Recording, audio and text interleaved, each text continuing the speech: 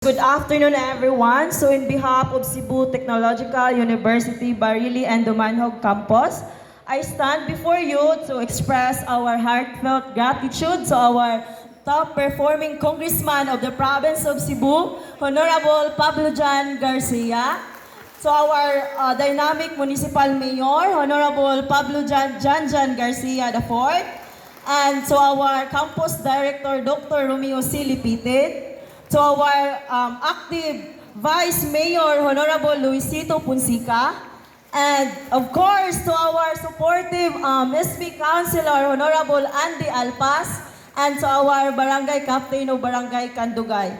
And also to our House Speaker, Honorable Martin Romualdez, the representative of Province of Leyte 1st District, and the Republic of the Philippines President, President Ferdinand Romualdez Marcos Jr.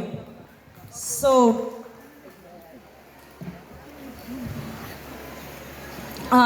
as a fourth-year student, it is my 4 times as a recipient of this Tulong Eskwela program. So, since I was first year, nakadawat jud ko ani ang first na mo nga distribution is samantalungon pa. So, thank you gyud Congressman kay we are in 4th year na, and then daghan kayo mig bayro noon as in like OGT naman may padulong so for our requirements and also for our OGT uniform. So, through the educational assistance of Congressman PJ Garcia kay like dili na kayo ako among mamag papa magsigig hatag na mugbaon kay kato na among gibayad para ani. And also, I would like to thanks also sa mga parents gikan sa CTU Dumanhog and CTU Barili nga naa diri karon, and also staff of the scholarship of CTU Barili, Miss Jessa, and sa CTU Dumanhog, and also all the SSG officers sa pag-help, and that's all.